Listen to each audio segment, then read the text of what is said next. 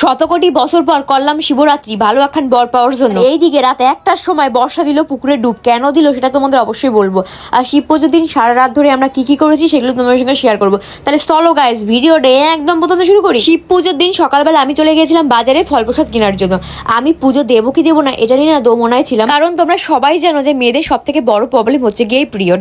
অনেকে পিরিয়ড চলাকালীন আর কি পুজো দেয় না, অনেকে বললেই ভুল হবে, বেশিরভাগ মানুষই দেয় না। হয়তো লাখে 2-1টা মানুষ আছে যে পিরিয়ড চলাকালীন পুজো দেয়, আমিও তাদের মধ্যে একজন। সত্যি কথা বলতে আমি পিরিয়ড চলাকালীন মন্দিরে যা থেকে শুরু করে সবকিছুই করি। এটা অনেকেরই অপছন্দ হবে, যার যার ব্যক্তিগত ব্যাপার। আমার মনে হয় এই পিরিয়ড জিনিসটা কোনো রকম খারাপ না বা কোনো রকম অপবিত্র না, সেই কারণে আমি এটা মানি না। হ্যাঁ, তোমরা এই পিরিয়ড চলাকালীন পুজো নাই দিতে পারো, তোমাদের পার্সোনাল ব্যাপার। আমি যেটা করি আমি তোমাদের সঙ্গে সেটাই শেয়ার করি। এই বছর পুজো নিয়ে আমি দোমনায় ছিলাম। আমার যেহেতু পিরিয়ড হয়ে গেছিল, আমি ভাবছিলাম আমার ঠিকঠাক করে কমবে কিনা, সেই জন্য আমি ভীষণ টেনশনে ছিলাম। তোরা হুট করেই কমে গেছিল। তারপরে আমি ঠিক করলাম ঠিক আছে এই বছর আমি পুজো দেবো। সত্যি কথা বলতে আমার না কমলেও দিতাম, বাট একটুখানি দোমনায় থাকতাম, কারণ বাড়ির লোক বারবার করে মানা করছিল। অনেকেই পছন্দ করে না, যার যার পার্সোনাল ব্যাপার। বাট আমার এটা সঠিক মনে হয়েছে বা আমি এটা মানি না, সেই কারণে আমি দিই। তোমরা মানতেই পারো, কারণ স্বাভাবিক ছোটবেলা থেকে বড়রা যেরকমভাবে আমাদের শেখাবে আমরা তো সেটাই মানবো, তাই না? যেরকমভাবে চলে আসে যে আমাদের বোঝানো হয়েছে এই জিনিসটা ভালো না, অশুচি, এইরকমভাবে মন্দিরে যেতে হয় না। বাট আমি এটা মনে করি না, তাই আমি মানি না। এটা আমার ব্যক্তিগত ব্যাপার। এই নিয়ে তোমাদের কি মতামত অবশ্যই কমেন্টে জানিও। আমি কিন্তু পাক্কা 6 থেকে 7 বছর পর করছি এই বছর শিবরাত্রি। আমি না এই ছোটবেলা থেকে উপোস থাকতে ভীষণ পছন্দ করতাম, বাট এই কয়েক বছরে উপোস থাকা হয়নি, কারণ শরীরটা আমার ভীষণ খারাপ, প্রচুর পরিমাণে লো প্রেশার। আমি না খেয়ে একদমই থাকতে পারি না। এবছর আমার আবার ইচ্ছে হলো যে আমি এবার উপোস থাকবো, আমি পারবো। এইদিকে আমাকে বর্ষারানীর কথা কি আর বলবো।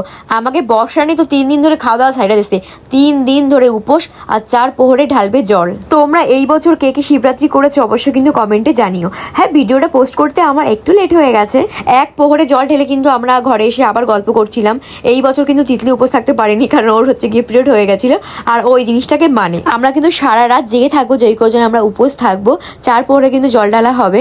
আর এইদিকে এই বিটির অবস্থা নিয়ে একটু দেখো, পুজোর দিনে একটু শাড়ি ঠাড়ি পরবে তা না, ও এবার উপোস থাকতে পারলো না, কারণ ওরও সেম সমস্যা। কি আর করা যাবে। আর এইদিকে রিলস করার ঠেলায় যে দাদার কাছ দিয়ে আমি কতগুলো প্রণাম খাই নিয়েছি কি আর বলবো। এইদিকে আমাদের বর্ষা কদিন আগে গেছিল কুম্ভ মেলায়, সেখান থেকে আসার পর যে ওর কি হয়েছে কে জানে, মাছ মাংস খাওয়া ছেড়ে দিয়েছে, পুরোপুরি কিন্তু নিরামিষ হয়ে গেছে। এখন বাজে রাত 1:45, আর এখন নাকি আমাদের বর্ষারানী পুকুরে স্নান করতে যাবে। ভাবা যায় কি পরিমাণ ঠান্ডা, তার মধ্যে ও নাকি ডুব দেবে পুকুরে। ও নাকি প্রত্যেকবার এই নিয়মটা পালন করে, 1 প্রহরে জল ঢেলে প্রত্যেকবার পুকুরে ডুব দিয়ে উঠবে, তারপরে আবারও পুজো করবে। আর এই ভিজা জামায় ওকে সারা রাত থাকতে হবে। এইটা কোনো নিয়ম সত্যি কথা বলতে আমি দেখিনি।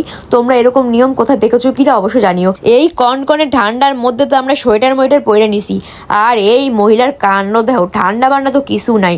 সত্যি ওর ভগবানের প্রতি ভালোবাসা দেখে আমার যে কি পরিমাণ ভালো লাগছে কি আর বলবো। সারা রাত ধরে যেহেতু পুজো হবে তাই আমাদের জাগতেও হবে।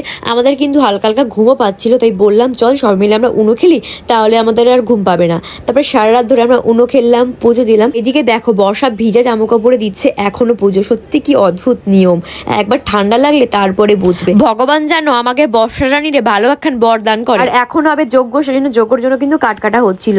আর এখন হচ্ছে কি লাস্ট প্রহরে আর কি পুজো চলছে। বর্ষা কিন্তু তখনও এই ভিজে জামা কাপড়টাই পরে রয়েছে। তোমরা কে কোথা থেকে আমার ভিডিও দেখছো অবশ্যই কিন্তু কমেন্ট করে জানিও। আর আমার ভিডিও তোমাদের কেমন লাগে এটাও কিন্তু কমেন্ট করতে ভুলো না। তোমরা অনেকেই জানো যে আমি কিছুদিন আগে একটা ইউটিউব চ্যানেল ওপেন করেছিলাম। তোমরা পারলে অবশ্যই সাবস্ক্রাইব করে দিও। আমি কিন্তু কমেন্ট বক্সে চ্যানেলের লিঙ্কটা দিয়ে দেবো। আর এখন হচ্ছে এদিকে যজ্ঞ, কি পরিমাণ যে তাপ লাগছিল, একদম পুরো কাছাকাছি আমরা বসেছিলাম। আর আমরা কিন্তু এই কয়েকজনই ছিলাম 4 প্রহর অবধি, আর বাকিটা কিন্তু সবাই বাড়ি চলে গিয়েছিল। পুজো শেষ হতে হতে প্রায় ভোরই হয়ে গেছিল।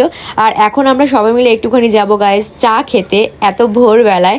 এখন তো পুরো সকালই হয়ে গেছে। সারা রাত কিন্তু আমরা কেউ ঘুমাইনি। এখন আমি বাড়ি গিয়ে ঘুমালে যে কবে ঘুম থেকে উঠবো সত্যি কথা বলতে নিজেই জানি না। যাই হোক গাইস, টাটা, তোমাদের সঙ্গে দেখা হচ্ছে নেক্সট ব্লগে।